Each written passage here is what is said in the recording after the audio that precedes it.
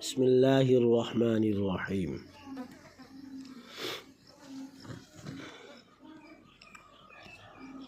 سچی حکایات میں سے چوتھی حکایت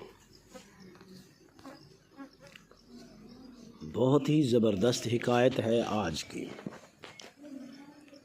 روٹی اور بزرگ، حقیقی واقعہ، سبق آموز حکایت۔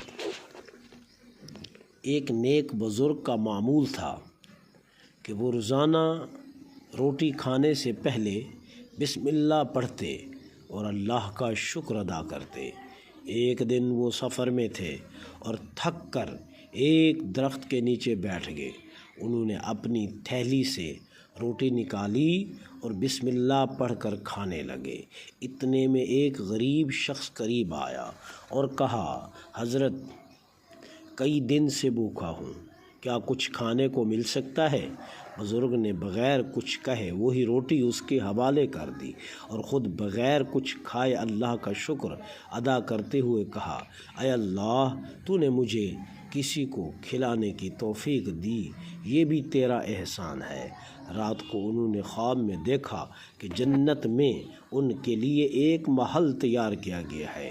انہوں نے پوچھا، یا اللہ، یہ محل کس نیکی کا بدلہ ہے؟ جواب آیا، تو نے ایک روٹی میری رضا کے لیے دی، ہم نے اس کے بدلے تجھے یہ مقام عطا کیا۔ سبحان اللہ۔ اللہ ہمیں عمل کی توفیق عطا فرمائے۔ سبق: ایک نیکی کو بھی کبھی حقیر نہ سمجھو۔ خالص نیت سے کیا گیا ہر عمل اللہ کے ہاں قیمتی ہوتا ہے۔ جو اللہ کے بندوں کی خدمت کرتا ہے، اللہ اس کا خود بدلہ دیتا ہے۔ وما علی الا البلاغ۔